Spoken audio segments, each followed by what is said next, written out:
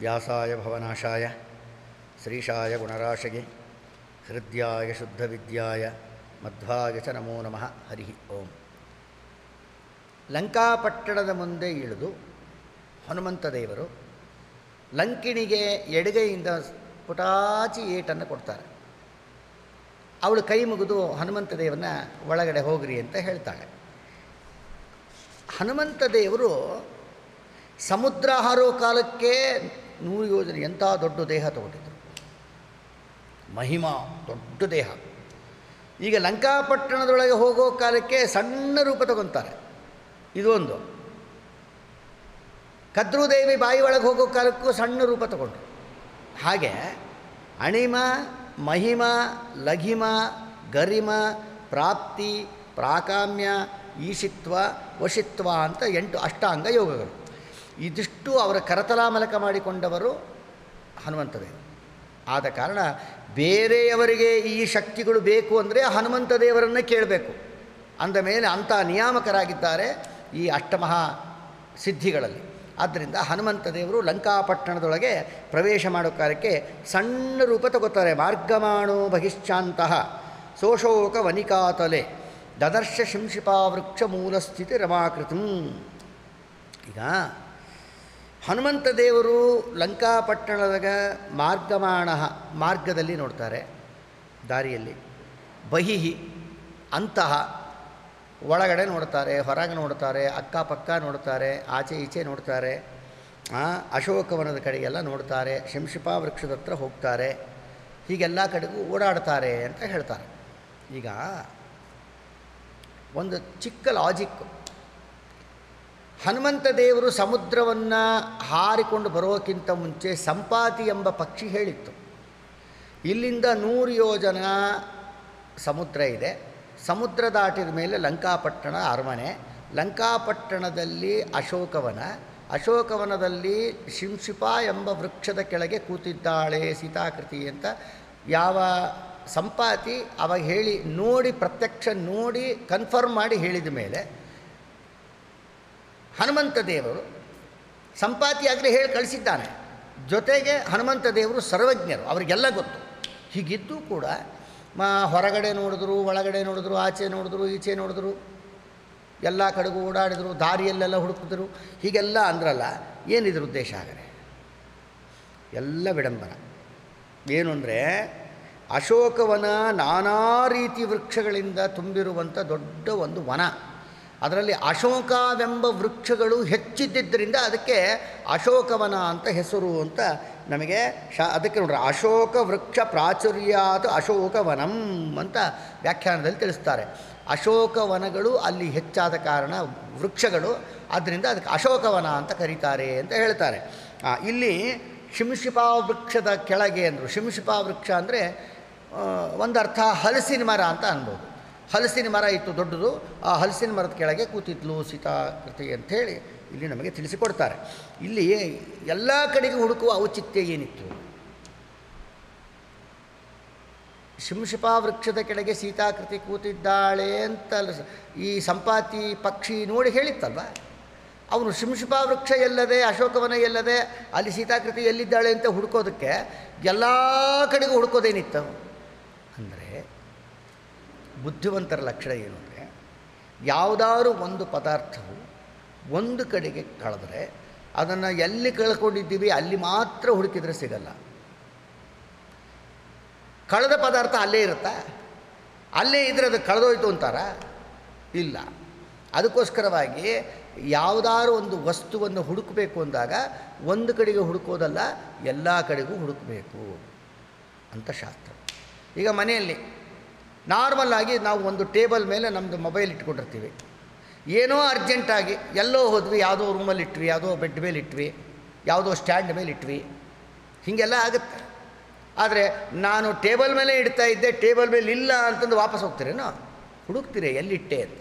ಹಾಗೆ ಯಾವುದಾದ್ರೂ ಒಂದು ವಸ್ತುವನ್ನು ಹುಡುಕೋ ಕಾಲಕ್ಕೆ ಒಂದು ಕಡೆಗೆ ಹುಡುಕೋದಲ್ಲ, ಎಲ್ಲ ಕಡೆಗೂ ಹುಡುಕಬೇಕು ಅನ್ನೋದನ್ನು ಜಗತ್ತಿಗೆ ತೋರಿಸ್ಬೇಕಾಗಿತ್ತು ಹನುಮಂತ ದೇವರು. ಅದಕ್ಕೆ ಹುಡುಕಿದಂತೆ ಮಾಡಿದರು. ಅದಾಯಿತು. ನರಲೋಕ ವಿಡಂಬಸ್ಯ ಜಾನನ್ ರಾಮಸ್ಯ ಹೃದ್ಗತಂ ತಸ್ಯ ಚೇಷ್ಟಾನುಸಾರೇಣ ಕೃತ್ವಾ ಚೇಷ್ಟಾಶ್ಚ ಸಂವಿಧಂ. ಈಗ ನರಲೋಕವನ್ನು ಅನುಸರಿಸಿ, ಅಂದರೆ ಮನುಷ್ಯ ಲೋಕವನ್ನು ಅನುಸರಿಸಿ ರಾಮಚಂದ್ರ ದೇವರು ಕೂಡ ಯಾವ ರೀತಿ ನಾಟಕವನ್ನು ಮಾಡ್ತಾರೆ?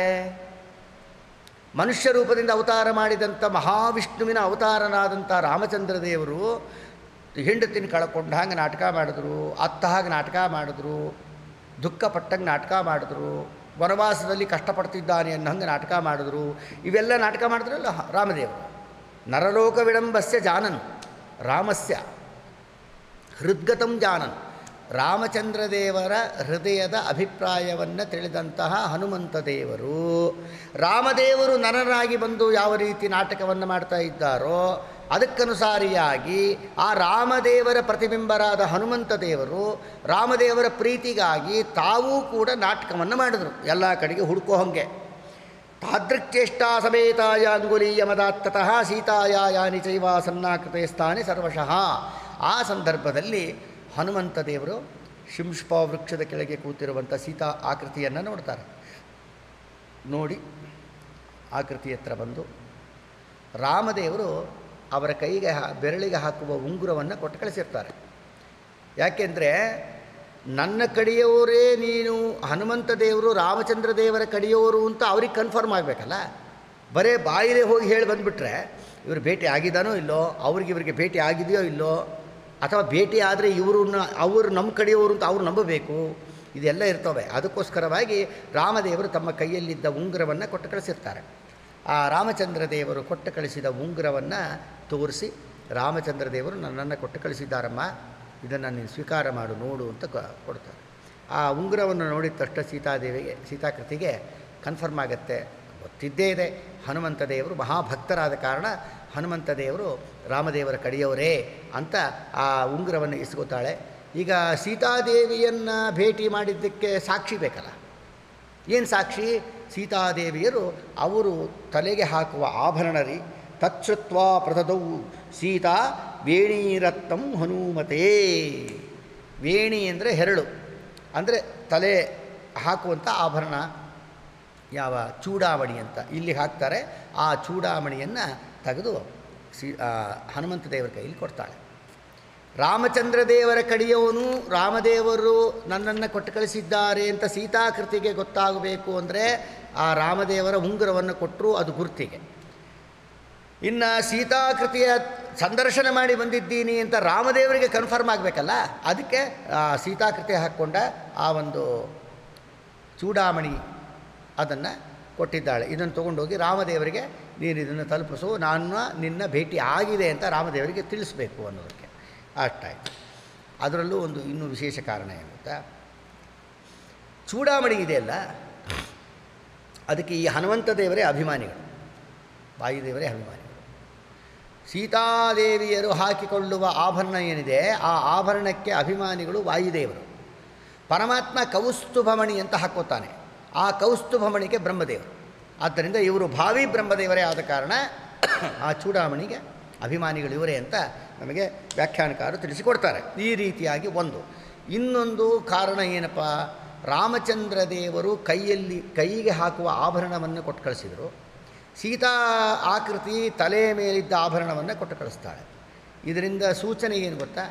ಸೀತಾದೇವಿಯರು ನಾನು ರಾಮಚಂದ್ರನ ಯಾವಾಗಲೂ ಪಾದದಾಸಿ, ನನ್ನ ಶಿರಸ್ಸು ಯಾವಾಗಲೂ ಪರಮಾತ್ಮನ ಪಾದವನ್ನೇ ಆಶ್ರಯ ಮಾಡಿಕೊಂಡಿರುತ್ತೆ ಅಂತ ಸೂಚನೆ ಮಾಡಲಿಕ್ಕೆ ತಲೆಗೆ ಹಾಕುವ ಆಭರಣವನ್ನು ಕೊಡ್ತಾಳೆ. ರಾಮದೇವರು ತಮ್ಮ ಬೆರಳಿಗೆ ಹಾಕುವ ಉಂಗುರ ಯಾಕೆ ಕೊಟ್ಟು ಕಳಿಸಿದ್ರು ಅಂದರೆ, ಯಾರು ನನ್ನನ್ನು ನಂಬುತ್ತಾರೋ ಅವರಿಗೆ ನನ್ನ ಕೈ ಅಭಯಹಸ್ತ ಅವರ ತಲೆ ಮೇಲೆ ಯಾವಾಗಲೂ ಇರುತ್ತೆ ಅನ್ನೋದನ್ನು ತಿಳಿಸಿಕೊಡೋದಕ್ಕೋಸ್ಕರವಾಗಿ ಈ ವಿಚಾರವನ್ನು ನಮಗೆ ವ್ಯಾಖ್ಯಾನಕಾರರು ಕೂಡ ತಿಳಿಸಿಕೊಡ್ತಾರೆ. ಆದ್ದರಿಂದ ಚೂಡಾಮಣಿಯನ್ನು ಸ್ವೀಕಾರ ಮಾಡಿಕೊಂಡು ರಾಮಾಂಗುಲಿಯವನ್ನು ಸಮರ್ಪಣೆ ಮಾಡಿದಂಥ ಮಹಾನುಭಾವರು ಕೌಸ್ತುಭಂ ಬ್ರಹ್ಮಣೋ ರೂಪಂ ಪ್ರಾಣಶ್ಚೂಡಾಮಣಿಸ್ತಥಾ ಅಂತ ಭಾಗವತ ತಾತ್ಪರ್ಯದಲ್ಲಿ ಮಧ್ವಾಚಾರ್ಯರು ಸ್ಪಷ್ಟವಾಗಿ ಹೇಳ್ತಾರೆ. ಪರಮಾತ್ಮ ಹಾಕಿಕೊಳ್ಳುವ ಕೌಸ್ತುಭಮಣಿಗೆ ಬ್ರಹ್ಮದೇವರ ಅಭಿಮಾನಿಗಳು, ಸೀತಾದೇವಿ ಹಾಕ್ಕೊಂಡಂಥ ಚೂಡಾಮಣಿಗೆ ಅಭಿಮಾನಿಗಳು ಮುಖ್ಯ ಪ್ರಾಣದೇವರು ಅಂತ ಶಾಸ್ತ್ರದಲ್ಲಿ ತಿಳಿಸಿಕೊಟ್ಟಿದ್ದಾರೆ. ಇಷ್ಟಾಯಿತು. ಇಷ್ಟಾದ ಮೇಲೆ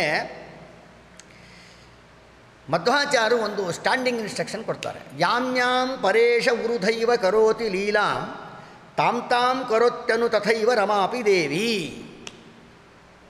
ಮನುಷ್ಯ ಲೋಕದಲ್ಲಿ ಅವತಾರ ಮಾಡಿದಂಥ ರಾಮಚಂದ್ರ ದೇವರು ಯಾವ ರೀತಿ ಮಾನವನಂತೆ ವರ್ತಿಸ್ತಾ ನಟಿಸ್ತಾ ದೇವತೆಗಳಿಗೆ ಸಂತೋಷ ಪಡಿಸ್ತಾ ದಾನವರನ್ನೆಲ್ಲ ಕನ್ಫ್ಯೂಸ್ ಮಾಡ್ತಾ ರಾಮಚಂದ್ರ ದೇವರು ಹೇಗೆ ನಾಟಕ ಮಾಡಿದರೋ ಅದರಂತೆ ಸೀತಾದೇವಿಯರು ನಾಟಕ ಮಾಡ್ತಾರೆ.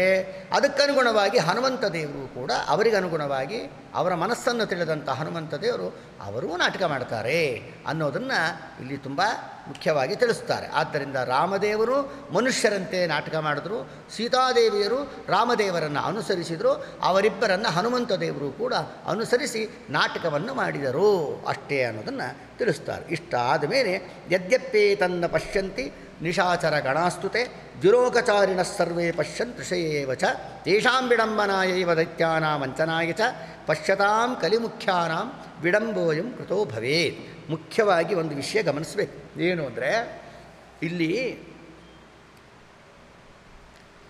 ಹನುಮಂತ ದೇವರು ವಿಡಂಬನೆಗೆ ಮಾಡಿದ್ದು ಅಂತ ತಿಳಿಸ್ತಾರೆ. ವಿಡಂಬನೆಗೆ ಯಾರು ವಿಡಂಬನೆಗೆ ಮಾಡಬೇಕು? ಅಲ್ಲಿರೋರೆಲ್ಲ ರಾಕ್ಷಸರು, ಅವರೆಲ್ಲ ನಿದ್ದೆ ಮಾಡಿಬಿಟ್ಟಿದ್ದಾರೆಲ್ಲ. ಎಲ್ಲರೂ ಮಲ್ಕೊಂಡಿದ್ದೇ ಮಾಡೋ ಕಾಲಕ್ಕೆ ಈ ಕುಡಿದ ಅಮಲಲ್ಲಿ ಅವರು ಮದ್ಯಪಾನವನ್ನು ಮಾಡಿ ಎಲ್ಲರೂ ಎಚ್ಚರ ತಪ್ಪಿ ಬಿದ್ದಿದ್ದಾರೆ, ನಿದ್ದೆ ಮಾಡಿಬಿಟ್ಟಿದ್ದಾರೆ. ಅಂದಮೇಲೆ ಹನುಮಂತ ದೇವರು ಯಾರಿಗೋಸ್ಕರ ವಿಡಂಬನೆ ಮಾಡಬೇಕು ಅಂತ ಕೇಳಿದ್ರೆ, ದೇವತೆಗಳಿಗೆ ಜಿತನಿದ್ರರು, ದೇವತೆಗಳು ರಾತ್ರಿ ನಿದ್ದೆ ಮಾಡೋದಿಲ್ಲ. ಇನ್ನು ರಾಕ್ಷಸರು ಇರ್ತಾರಲ್ಲ ಕೆಲವರು, ಕಲಿ ಮೊದಲಾದ ರಾಕ್ಷಸರು, ಅವ್ರಿಗೂ ಅವ್ರ ಹೆಸರೇ ನಿಶಾಚರರು. ನಿಶಾಚರ ಅಂದ್ರೇನು? ಅವರು ರಾತ್ರಿಯಲ್ಲೇ ಎದ್ದಿರೋರು ಅಂತ ಅರ್ಥ. ಅವ್ರಿಗೆ ರಾತ್ರಿಯಲ್ಲಿ ಸಂಚಾರ ಮಾಡೋರು ಅಂತ ಅರ್ಥ. ಆದ್ದರಿಂದ ರಾತ್ರಿಯಲ್ಲಿ ಸಂಚಾರ ಮಾಡೋ ಕಲಿ ಮೊದಲಾದ ದೈತ್ಯರಿಗೆ ವ್ಯಾಮೋಹವನ್ನು ಮಾಡಲಿಕ್ಕೆ, ದೇವತೆಗಳಿಗೆ ಸಂತೋಷ ಪಡಿಸೋದಕ್ಕೆ. ಈಗ ಕಲಿ ಮೊದಲಾದ ದೈತ್ಯರಿಗೆ ಹನುಮಂತ ದೇವರಿಗೆ ಏನೂ ಗೊತ್ತಾಗಲ್ಲ ಅಂತ ತಿಳ್ಕೊಳ್ಳಿ, ಅಜ್ಞಾನ. ಇನ್ನು ದೇವತೆಗಳು ಹನುಮಂತ ದೇವರು ಸರ್ವಜ್ಞರಾಗಿದ್ದರೂ ಹೆಂಗೆ ವಿಡಂಬನೆ ಮಾಡ್ತಾ ಇದ್ದಾರೆ ಅಂತ ಸಂತೋಷ ದೇವತೆಗಳಿಗೆ. ಆದ್ದರಿಂದ ದೇವತೆಗಳಿಗೆ, ಋಷಿಗಳಿಗೆ, ಜ್ಞಾನಿಗಳಿಗೆ ಸಂತೋಷ ಪಡಿಸೋದಕ್ಕೋಸ್ಕರವಾಗಿ ಮತ್ತು ದಾನವರಿಗೆ, ಕಲಿಮೊದಲಾದ ದೈತ್ಯರಿಗೆ ವ್ಯಾಮೋಹವನ್ನು ಉಂಟು ಮಾಡಲಿಕ್ಕೋಸ್ಕರವಾಗಿ ಹನುಮಂತ ದೇವರು ಕೆಲವು ಎಲ್ಲ ಏನೂ ವಿಷಯ ಗೊತ್ತಾಗಿಲ್ಲ, ಅವರಿಗೆ ಗೊತ್ತಾಗ್ತಾ ಇಲ್ಲ ಅನ್ನೋ ಹಾಗೆ ನಾಟಕ ಮಾಡ್ತಾ ಅಲ್ಲಿ ಇಲ್ಲಿ ನೋಡ್ತಾ ಹುಡುಕ್ತಾ ವಾರ್ತಾ ಮಾಡಿ ಬಂದು ಸೀತಾಕೃತಿಯ ಸಂದರ್ಶನ ಮಾಡಿ ಅವರ ಹತ್ರ ಮಾತಾಡಿದ ನಂತರ ರಾಮಾಂಗುಲಿಯವನ್ನು ಸ್ವೀಕಾರ ಮಾಡಿದ್ರು, ಚೂಡಾಮಣಿಯನ್ನು ಸ್ವೀಕಾರ ಮಾಡಿದ್ರು, ರಾಮಾಂಗುಲಿಯವನ್ನು ಸಮರ್ಪಣೆ ಮಾಡಿದರು. ಇಷ್ಟಾದ ಮೇಲೆ ಮುಂದೆ ಏನಾಯಿತು ಅನ್ನೋದನ್ನು ಮುಂದಿನ ಸಂಚಿಕೆಯಲ್ಲಿ ಹೇಳೋಣ. ಹರಿಯೇ ನಮಃ. ಶ್ರೀಕೃಷ್ಣಾರ್ಪಣಮಸ್ತು.